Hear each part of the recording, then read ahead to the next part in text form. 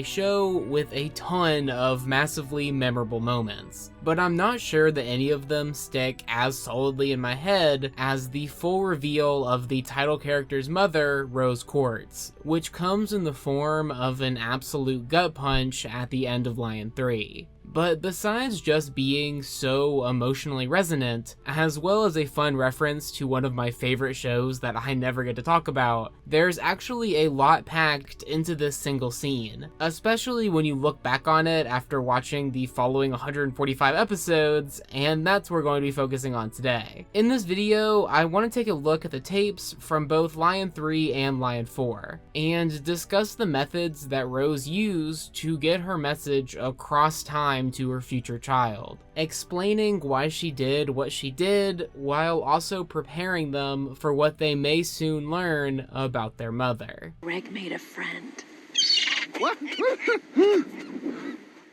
Before getting into the two tapes, I think it's worth discussing why there are two different, nearly identical tapes in the first place, being the fact that Rose and Greg had no idea who their kid was going to be. Greg explains this pretty well towards the end of Lion 4, but even with a supercharged fortune teller in Garnet, the pair were still unable to 100% lock down a fitting name before Rose was already gone, needing to record both a Steven and a Nora version, and I guess just kind of hoping that Lion would pick the right one. Anyway, this brings us to the first part of these tapes that I want to discuss, which actually comes pretty much right at the end of them. As would make sense, both of these videos to Rose's hypothetical future children are pretty similar, with the vast majority being almost a word-for-word recreation, except for one piece that seemingly addresses the existence of this second tape. I actually really like how they justify this discrepancy through Rose's comment that she's rambling, implying that she may have chose to cut that part out in the duplicate, but moving on, this addition to the Lion 4 tape features Rose repeating a sentiment that we've heard her talk about several times throughout the show. The idea that her favorite part about humanity is the freedom to be who you want to be. Throughout the show, there is a constant juxtaposition between this aspect of the human race and the specialized variants of the gem universe, and it's that juxtaposition that most clearly illustrates why Rose was so willing to give herself up to create this new life. Even if she was able to escape her pre-designed role perhaps more than any other gem, Rose will still always, in some way, be a diamond. But that doesn't necessarily apply to her kid. This concept of the beauty of choosing your own path is a key part of several episodes throughout the show, including Lion 4, but I think it's Rose's view on it, as a being who struggled with doing so and nearly lost everything in the process, that provides perhaps the most interesting angle on it.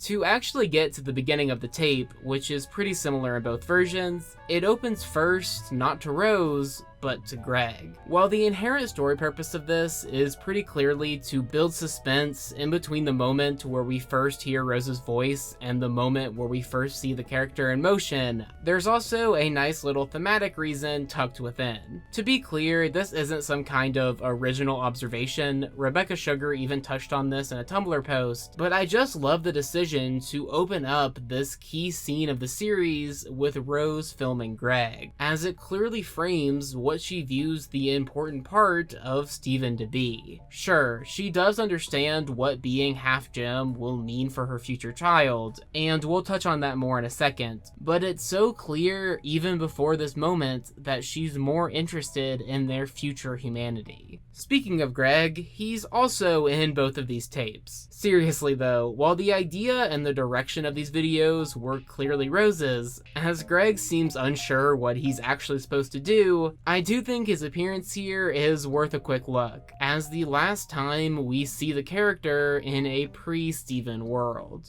Obviously, by this point in their relationship, Greg was well aware that Rose didn't have much time left, but he isn't about to let that fact ruin their final moments together. While Greg will pretty quickly be hit with the reality of the situation, as of this point, he seems able to push away the less fun parts and focus on what's to enjoy, an attribute that he keeps throughout the entire show. After some slightly different Rose and Greg shenanigans, both tapes end with a few sentences from Rose that aim to both explain to Steven what happened and to prepare him for what's next. We of course get a little bit more of Rose's fascination with humanity and how unique each and every member of it is, but there are two sentences that I think deserve a bit more discussion, starting with perhaps the most iconic line of the bunch. Rose's line about loving Steven even when she's not around is something that has sparked a lot of opinions on how exactly her living on in his gym actually works, with some people going as far to believe that she's fully conscious and able to speak to Steven in episodes like Storm in the Room, but I don't really believe that this piece of dialogue is supposed to be taken that literally. Instead, I think this moment is more about Rose reassuring Steven that no matter what path he takes, as long as he's happy, she'll be happy too.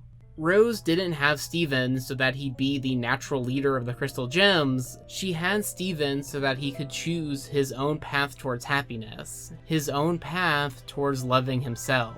More so than anything else, Rose wanted Steven to embrace the freedom of humanity that she loved so much. Despite the addition to the second tape, the show makes sure to end each one in the same way, with Rose telling her future child to take care of those she left behind. While there are certainly moments in the show where Rose displays a lack of understanding regarding the feelings of those around her, even she's aware enough to understand who she's leaving to this child she loves so much. People who are going to be shocked, angry, and demanding explanations. All feelings that will only get worse when her true identity is revealed. She knows the immense challenge that she's leaving to the one who will carry her gem, and yet she's confident that they can handle it. And while there are a variety of sources that you can argue she derives this confidence from, with which one you choose likely reflecting your level of fondness for the character, I believe that within this tape, she makes it pretty clear. Because you're going to be something extraordinary. You're going to be a human being. Anyway, that's about it for me. I know this video is quite a bit shorter than the stuff I usually make, but this is a topic I wish I had the time to fully dive into for the last Steven Universe video, so I thought it'd be worth it to put out this little breakdown. Also, one last thing. Assuming you're watching this around the time it comes out, I have a survey in the pinned comment about the future of this channel that I'd really appreciate if you took the time to take. Either way though, this has been AmpleSamuel, and I'll see you in a couple of weeks to take a trip back to the beginning of this channel. Thanks for watching.